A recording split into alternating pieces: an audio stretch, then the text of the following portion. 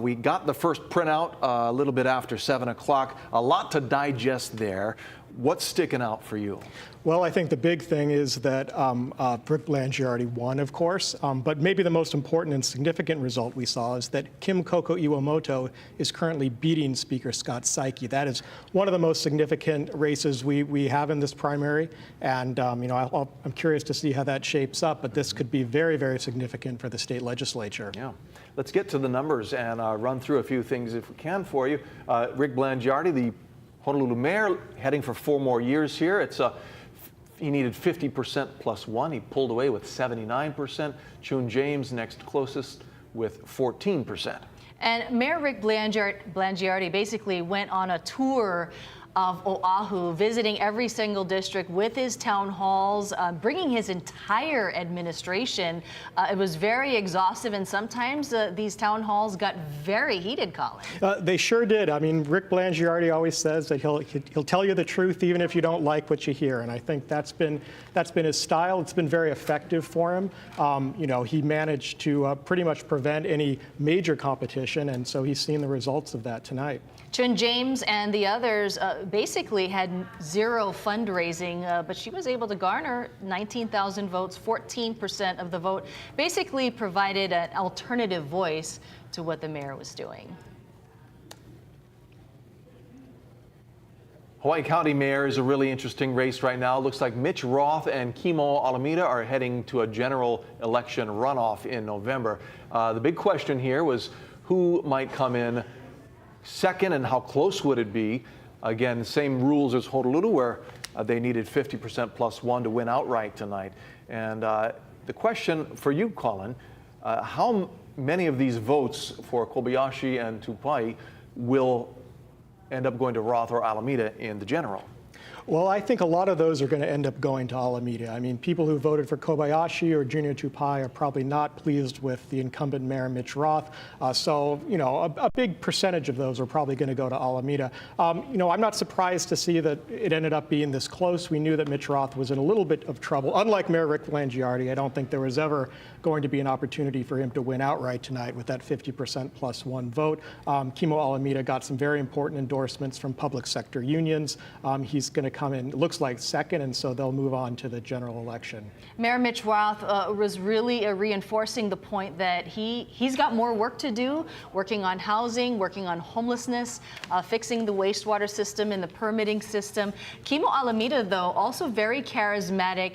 And Colin, you mentioned that he has hints of another politician who is really beloved. He sure does. In a lot of ways, Kimo Alameda's style reminds me of Billy Kenoi, the beloved mayor of the Big Island, the way he connects with people. He has a great style. And so he's just become, I think, a very talented politician in this race, or revealed himself as one.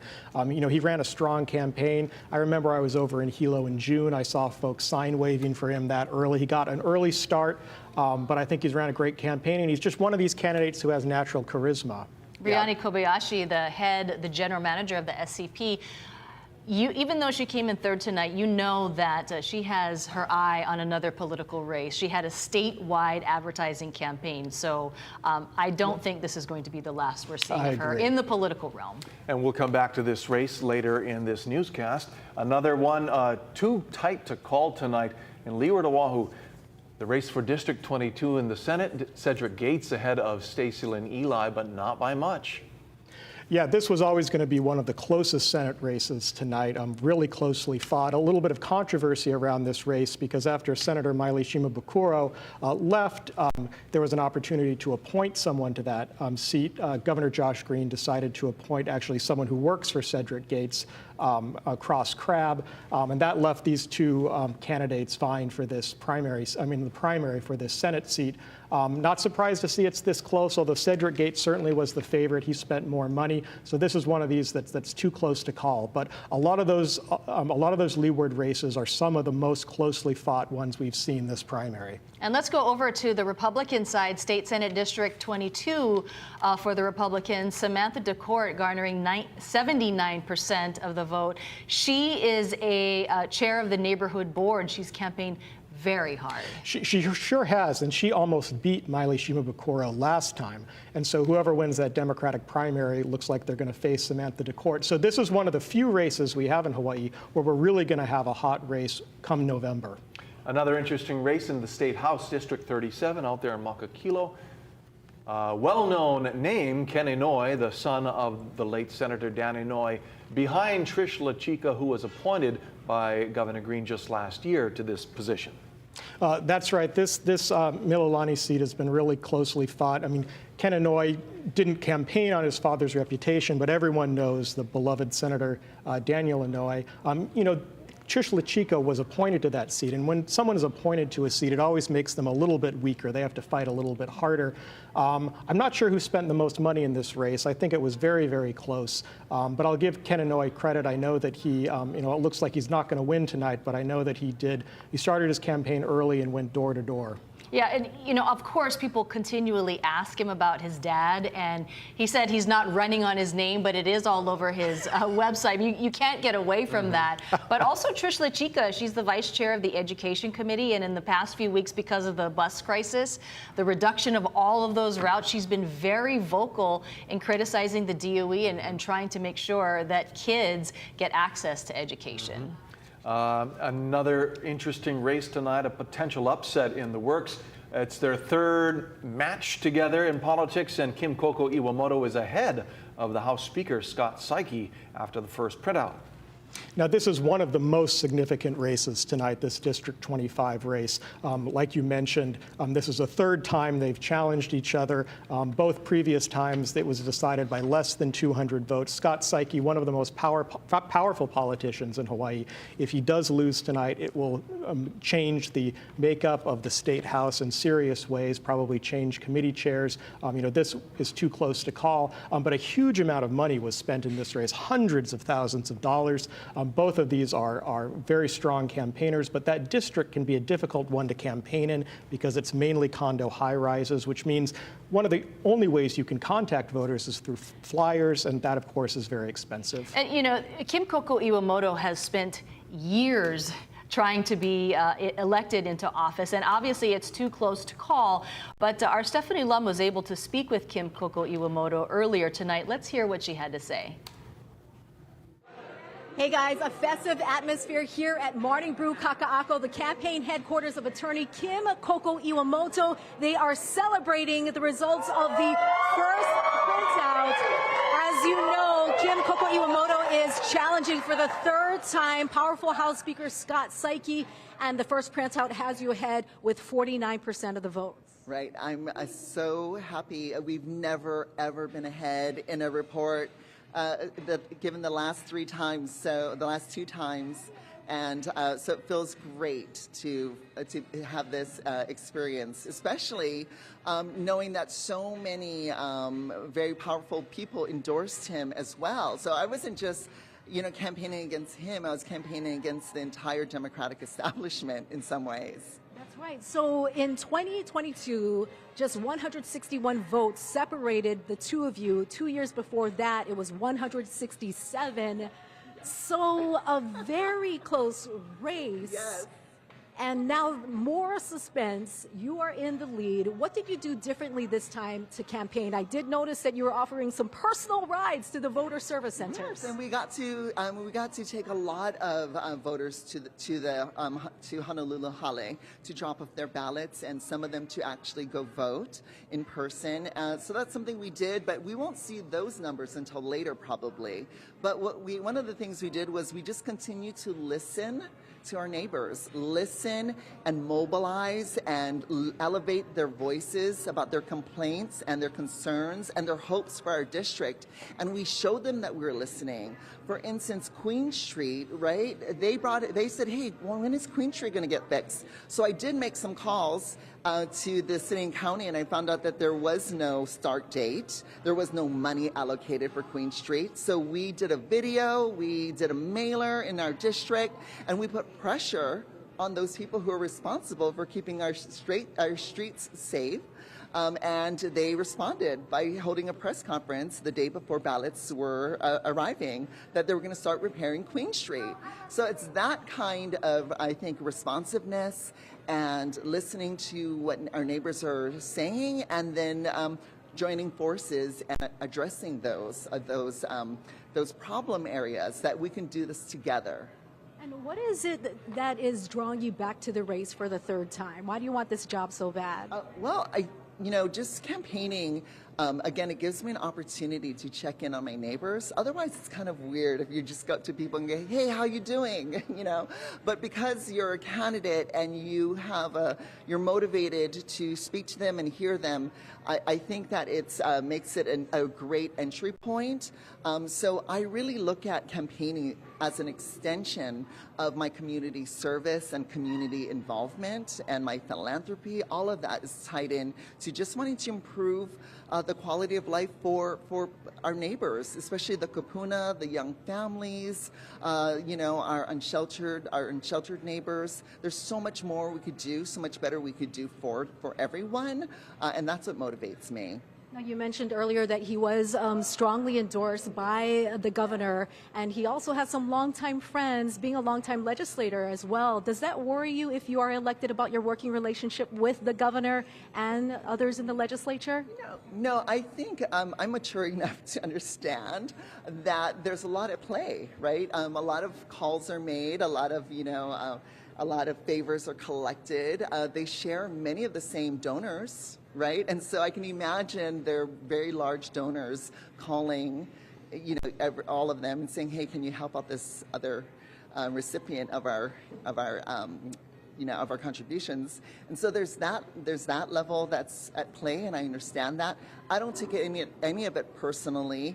At the end of the day I'm there to help the people of my district and the state, and we have to work together. It's not about, and it's a time to put all the petty politics aside, and it's a time to find ways to work together on things we agree on solutions that we agree on, and not hold grudges. It's about so I'm really excited to move forward and work collaboratively with everyone. All right, so you heard it here with attorney Kim Coco Iwamoto and her supporters celebrating the results of the first printout.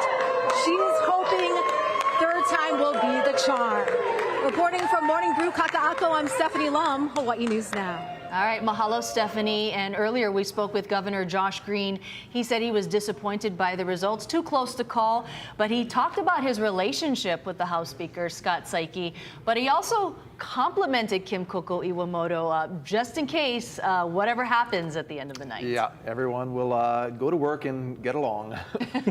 Okay, another big race tonight on the Big Island, the race for mayor, and it looks like Mayor Mitch Roth and Kimo Alameda are heading to the runoff in November. We have live reporters on the island. Our Mark Carpenter is at the incumbents camp tonight, and Ashley Nagaoka is at Alameda's camp. Ash, we'll start with you. All right, aloha guys. We're here at Nanimau Gardens where Kimo Alameda and his supporters, they're celebrating after the first printout showed him with nearly 27% of the vote. They're so loud, they're drowning out all the Koki frogs, you can't hear them. And this sets up Kimo and Mayor Mitch Roth to go head to head in the general election. Now, Kimo, I want to hear your reaction to the first printout. Oh, no, super excited. I mean, that tells us that over 60% of people on this beautiful island want change. And that's what we felt coming into it. And it had stand to be true. So we just got to continue to push the good, fight the good fight. We have a lot of supporters, and it's going to be growing, right? So we are super. Yeah. We ran a very positive campaign. Big Island usually does, and so I'm proud. I'm proud of the other candidates as well. Hats off to all of the candidates to put their name in that hat. To run for this position it takes courage, and so hats off to the candidates and their families as well. But yeah, I mean, we are in it to win it. We've been in it for the past 2 years. Our team is building north, south, east, west. I want to be the mayor for everybody because our island is big, right? We can put all the other islands on our island, and so we got to pay attention to every single district on this island matters. West Hawaii, North Hawaii, South Hawaii. We've been heliocentric for far too long, and our neighbors need change. and Hilo, Puna as well. So I want to be that change, and we have supporters who believe in that change. Yeah. And Kimo, they're very loud. I love it. You're a busy guy. You're a father of 7. Why now? Why run for office? Your first time running for office? Oh, absolutely. I mean, first time running for office, but I've been serving this beautiful island for over 30 years. So this is just the next step in my career. And that is, now that my kids are older, I want to turn my attention to the community, because that's the place where they're going to be living, right? So the time is now. I want them to live in a place that they can call their home, and I want our kupuna to enjoy their golden years, and I want our kiki to have hope. And right now, it doesn't feel like there's hope. And our campaign, we offer hope. We are the Hope Campaign. And they're behind me, supporting me, and it's gonna get better, it's gonna grow, and we're gonna need everybody's support. So we want change, they want change, and everybody deserves change. So we're looking forward to that. All right, congratulations, Kimo. We'll look for that second printout. Again, Kimo Alimita with nearly 27% of the vote in the first printout, looking like he's going head-to-head with Mayor Mitch Roth. And speaking of Mayor Mitch Roth, I want to send it over to my colleague, Mark Carpenter, who is at Roth headquarters. Mark. Ashley, thank you very much. Yeah, checking in now from Hilo Town at Mayor Roth's election night headquarters. Lots of anticipation, many eagerly awaiting what is going to hold in that second printout. Obviously, it's not going to be a lot to shift the outcome of the fact that it looks like it's going to be a November runoff. A lot of contenders in this race going into the night, but Mayor Roth has the lead after the first printout, 16,000 votes. And afterwards, when the first printout came out, I asked him, I said, how do you feel about this? He said, it's nothing that's completely unexpected. While you are the incumbent, it would be nice to win the 50% plus 1 vote, lock it all up. But he's not really so much diving into the campaign politics, more so focusing on the issues. He points to his accomplishments over the last 4 years, one of which focuses on infrastructure, upgrading the infrastructure across the county after years of deferred maintenance. One of the projects and objectives he's proudest of is investing $247 million in capital improvement projects, and also overhauling the Hilo wastewater treatment facility, something where if you talk with Big Island residents, they feel it's something that's very long overdue. They're excited that it's finally being put into motion. It would be the largest public works project in county history. Here's Mayor Roth after the first printout and how he feels looking ahead over the next several months.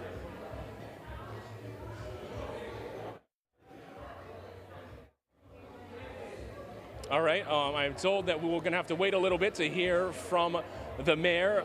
Generally, the tone was that, he's been in this position before. This campaign is used to being underdog. It sounded like Dr. Alamita's party had a lot of supporters, very loud. Here, much more low-key, it's much more intimate. You have his supporters, the team, people closest to him. Mayor feels he wants to keep the people that were close to him, that have been with him over the last several years, here with them as a way to thank them, and he's looking forward to hit what the next several months holds as they get ready for the November runoff. But again, Mayor Roth looking ahead to what that second printout holds. He keeps coming by and asking, have the numbers refreshed yet? The same questions that we're all asking. So hopefully it comes in right at 10 o'clock, and we'll be checking in with the mayor throughout the night. Back to you in studio. Oh, it might be at least 10 o'clock, Mark, but I know we've got to be very, very patient about that. The really interesting thing about Hawaii County is that there's a lot of aloha there, and when you looked at these races, they didn't really speak negatively about each other. They just really wanted to focus on themselves. Yeah, I think that's right. I mean, this was a very positive race. Even some of the interviews I listened to with the candidates, I mean, they really are about how we can fix Hawaii County's problems,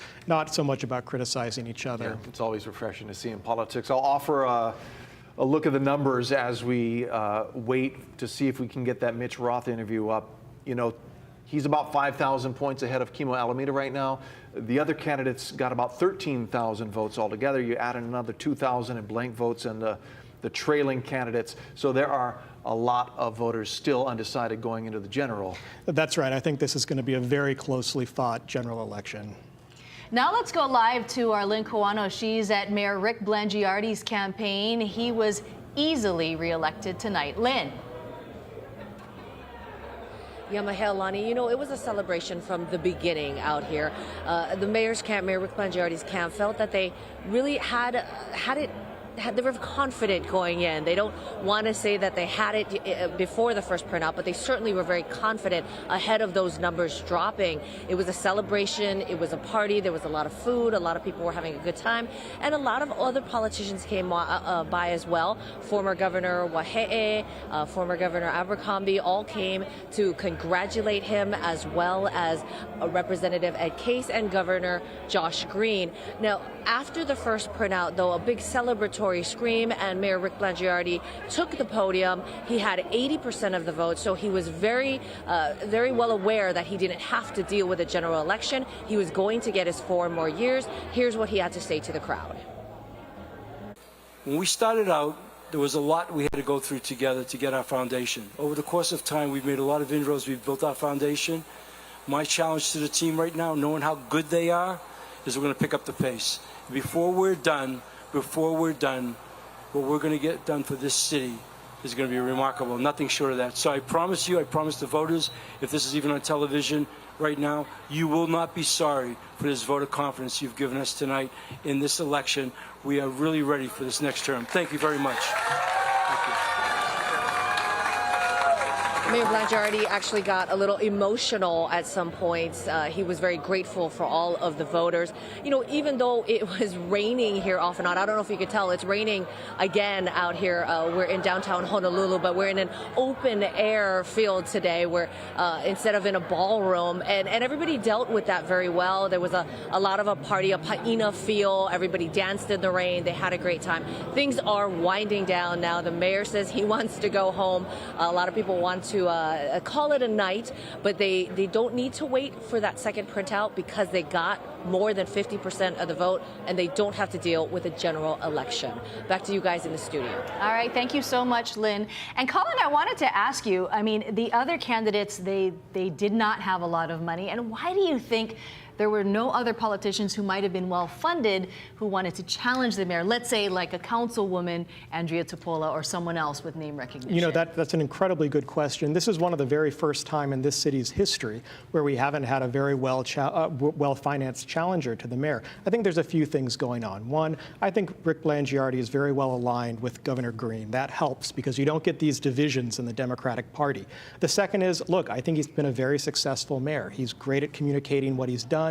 He hasn't been weighed down by the rail like some past mayors. He actually launched it. So all of these things, and plus he's raised a huge amount of money, and that usually scares away potential challengers. So I think Rick Blangiardi did everything he needed to do to make sure that there weren't these well-financed challengers emerging. Yeah, and he's got his own money, and it is very expensive to run a campaign. Yeah, right. Back to the mayoral race in Hawaii County. We said we had Mitch Roth queued up for his reaction on tonight's numbers. We're much better off from where we took over 4 years ago. And I think in another 4 years, we're going to be much better off than where we are now. And so we got a lot of big projects we're working on, and we really want to get those projects done. There you have it, the incumbent heading to a general runoff against Kimo Alamina. All right, we're doing some number crunching tonight, and let's go to Daryl Huff. I know he's got his calculator, he's probably got his pen and paper. Daryl, what are the latest on those hot races? There we go. What are the latest on the hot races that you want to tell us about tonight?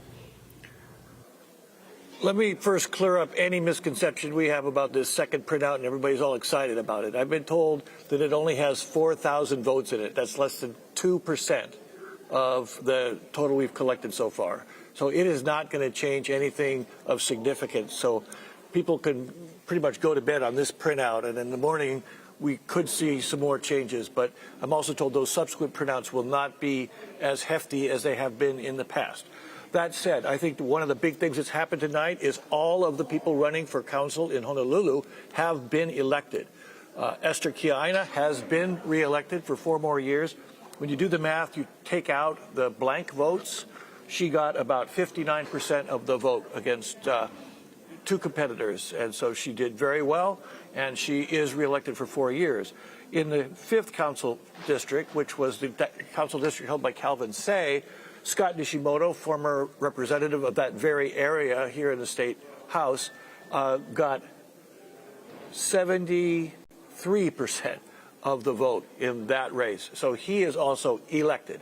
That means in a general election, There's no county elections in Honolulu for us to vote on. Everything was settled in one night. That's quite stunning to me. A couple other quick mentions. Susan Liloy in Hilo has been elected to the State House. There was no opposition in the general election there. That was kind of a nasty race where people were accusing her of not living in the district. Well, the voters have decided that she is going to be elected to the district. One thing I wanted to throw in there about the Big Island mayor's race, to clarify these numbers, Mitch Roth got about 16,000 votes. His opponents got about 25,000 votes. So he's behind. if you're going to look at it now and you look ahead, he's got a couple months to recover. But right now, it's going to be very hard for him to recover if, as Colin says, those opposing votes go to his opponent, Dr. Alameda. The other thing that struck me, and I'm just going to say this out loud, I probably shouldn't, but you know, Mitch Roth's campaign is infrastructure, infrastructure, as we heard Mark say. No one ever wins campaigning on infrastructure.